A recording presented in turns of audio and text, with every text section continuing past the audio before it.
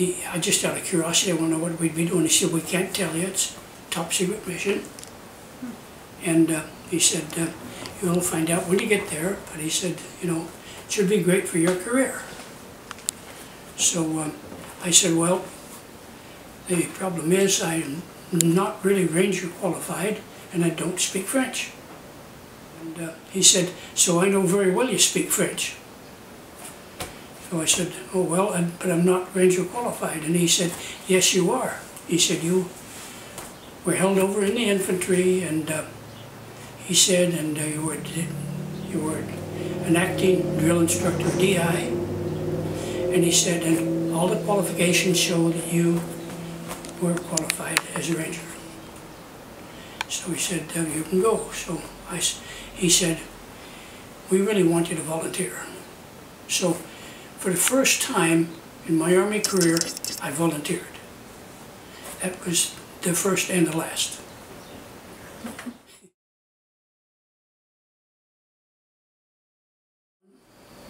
Finally got a signal officer. He was a first lieutenant, nice guy. He'd only been there for a few days. They sent him out with a group. A third of our Vietnamese got slaughtered.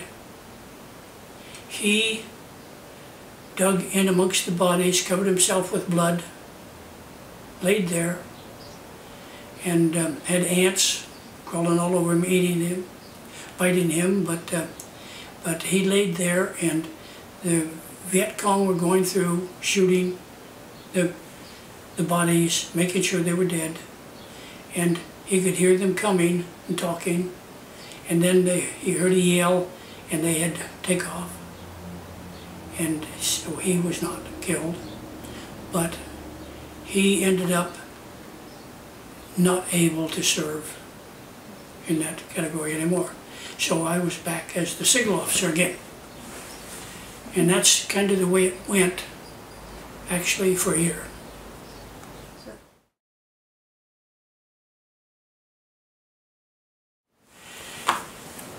The Viet Cong were totally in control. They did just about anything they wanted. They were set up in such a way that what they were doing was they were using the normal people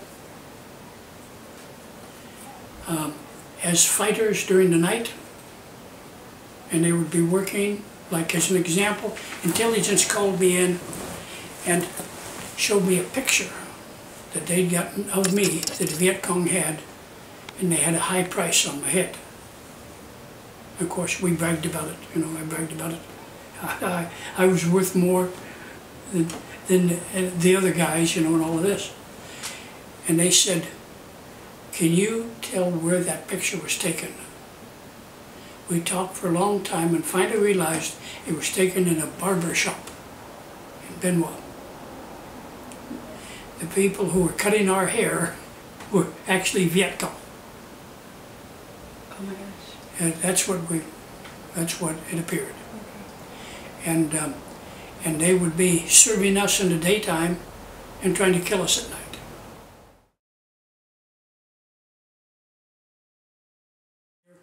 One of the major problems we had was that the French companies in France had rubber plantations all over Vietnam.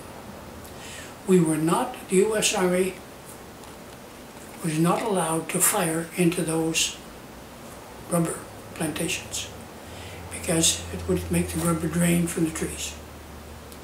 And so the Viet Cong would gather in those groves, and there wasn't anything we could do about it.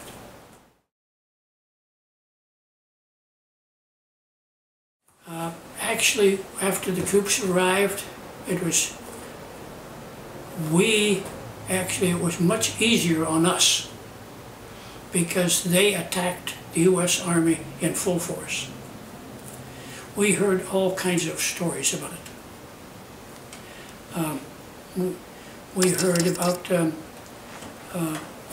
like one first sergeant who was so worried he was sitting up at night at his desk with a grenade, with the pin pulled, supposedly holding the handle down so that he could throw it if needed. He went to sleep and his hand relaxed and he blew himself up. You know, all kinds of stories like that. We heard all kinds of stories.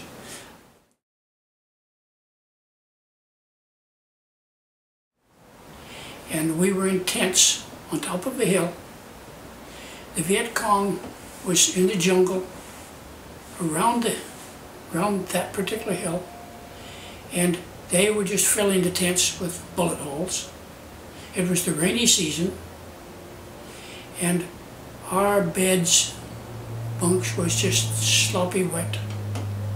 We were walking around in mud, and we were right beside two great big stone, two-story stone barracks that the French had built, the French army.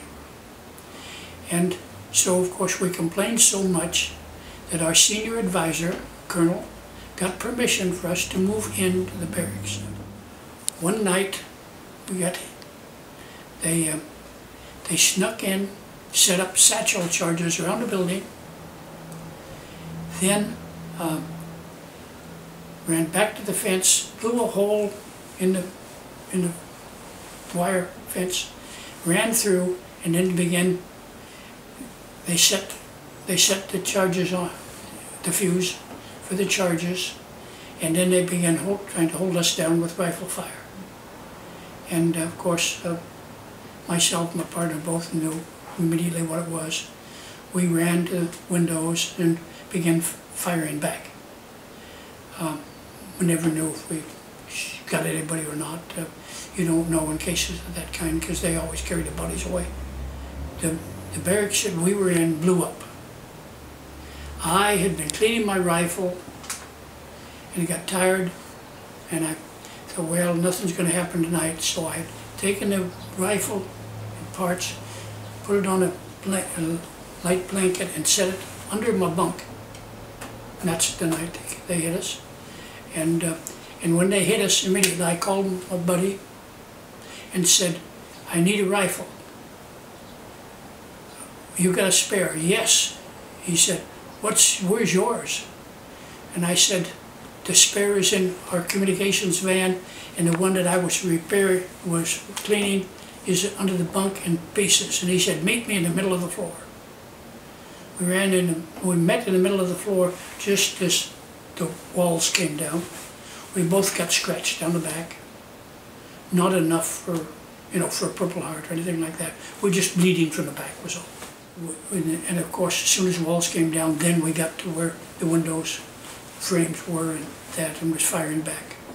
And as soon as I could, I was on the second floor, I got downstairs, got to the communications van. My radio operator was a young black man who was supposed to be on duty in the van, a communications van, on a truck. And he had gone over to the mess for a cup of coffee. And when they hit, he ran straight for the van, forgetting all about the concertina wire. He ran right through that concertina wire.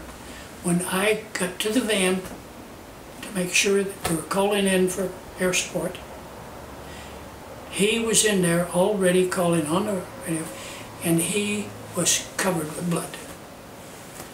And of course, naturally, I put him in for a Purple Heart and all of that.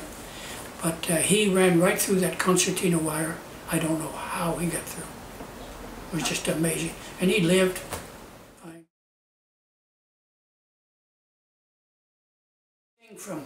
I had a young man whose father was a friend of a senator. That's all I can say. I won't say where or anything like that. I had to assign him. I was told that I would assign him to the easiest, most safest job there was. So I sent him to a place known as Tay Ninh, where it was Vietnamese Army headquarters. He was there for a long, long time. And it was time to rotate some of the men who'd been there for some time, 6 months actually. Some of the men were able to be in some of those positions for as high as 6 months. And then I had to rotate them. Now that young man, I told him, and he said, I will call my father and you will be kicked out of the army within 2 weeks. And I said, I'm sorry, but you have to go whether you like it or not. He didn't last 2 weeks. The Chinese hit that compound. He got shot with a 50 caliber machine gun, both legs. They didn't even bother to shoot him. They slit his throat with a knife.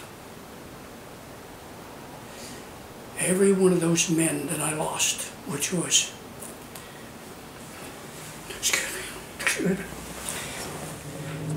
but I had to write a letter to the parents. I couldn't possibly tell them how that man died.